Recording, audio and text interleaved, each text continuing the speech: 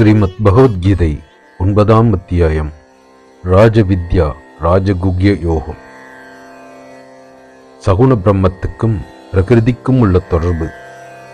ஸ்ரீ பகவான் கூறுகிறார், இதை அறிந்து அசுபத்திலிருந்து விடுபடுவாயோ, அனுபவத்தோடு கூடிய அந்த ஆழ்ந்த ஞானத்தை பொறாமைப்படாத உனக்கு நன்கு எடுத்து உரைக்கிறேன். இந்த ஞானம் வித்தைகளுள் வேந்து, மறைபொருள் மேலானது, தூய்மை தருதலில் தலை சிறந்தது, கண்கூடாக உணர்தற்கரியது, தர்மத்தோடு கூடியது, செய்வதற்கு மிக எளியது, அழிவற்றது.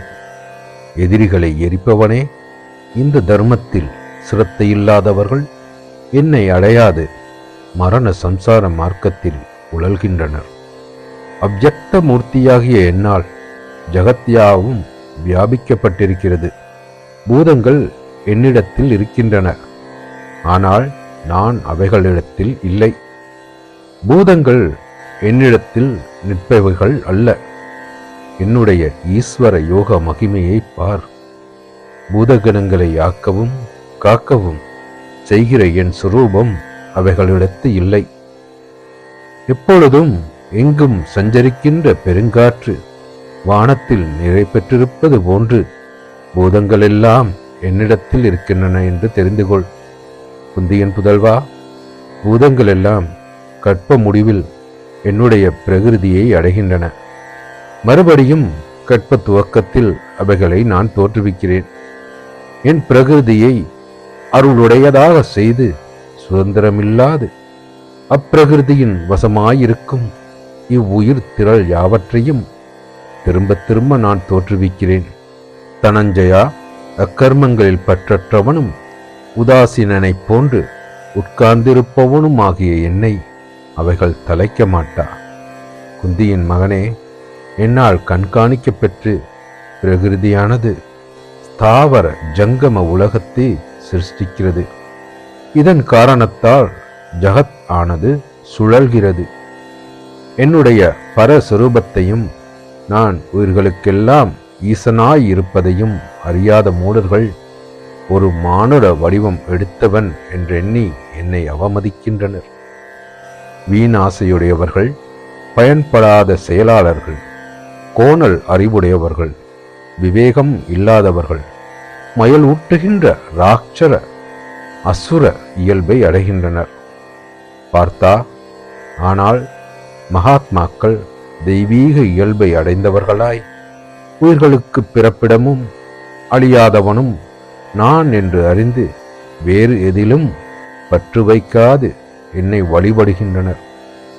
எப்பொழுதும் என்னை புகழ்பவராயும் உறுதியான விரதத்தோடு முயல்பவராயும் பக்தியுடன் நமஸ்கரிப்பவர்களாயும் நித்திய யோகிகள் என்னை உபாசிக்கிறார்கள்.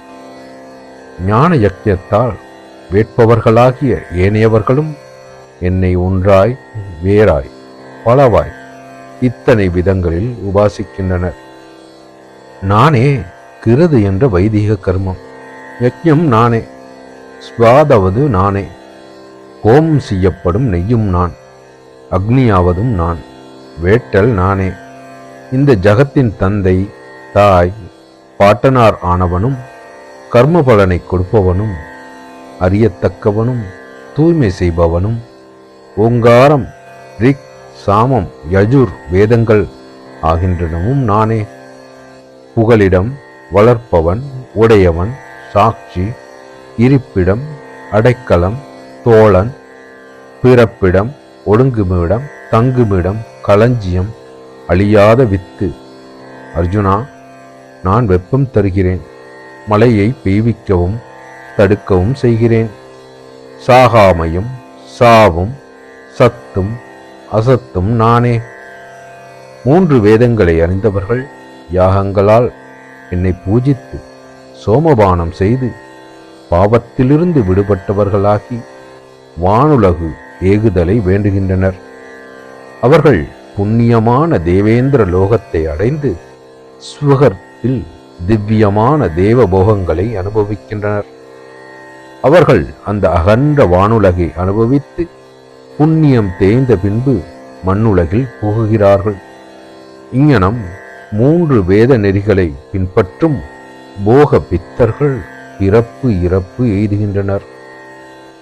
எனக்கு அந்நியர் அல்லாராய் என்னையே நினைத்து யாண்டும் என்னையே உபாசிக்கும் நித்திய யோகிகள் உடைய யோக சேமத்தை நான் வழங்குகிறேன். சிரத்தையோடு கூடிய பக்தர்கள் மற்ற தேவதைகளை வணங்குங்கால் விதி வலுவியவர்களாய் என்னையே வணங்குகிறார்கள். நானே சகல யாகங்களுக்கும் போக்தாவாகவும் பிரபுவாகவும் இருக்கிறேன். ஆனால் பல தேவதைகளை வணங்குபவர் என்னை உள்ளபடி அறிகிறார்கள் இல்லை.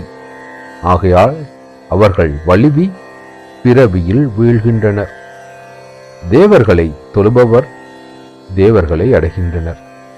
பிதிர்களை போற்றுபவர் பிதிர்களை பெறுகின்றனர். பூதங்களை வணங்குபவர் பூதங்களை போய் சேர்கின்றனர்.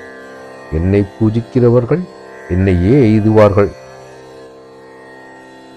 யார் எனக்கு இலை, மலர், கனி அல்லது நீரை பக்தியோடு படைக்கிறானோ அத்தூய மனத்தானது அன்பளிப்பை நான் அருந்துகிறேன்.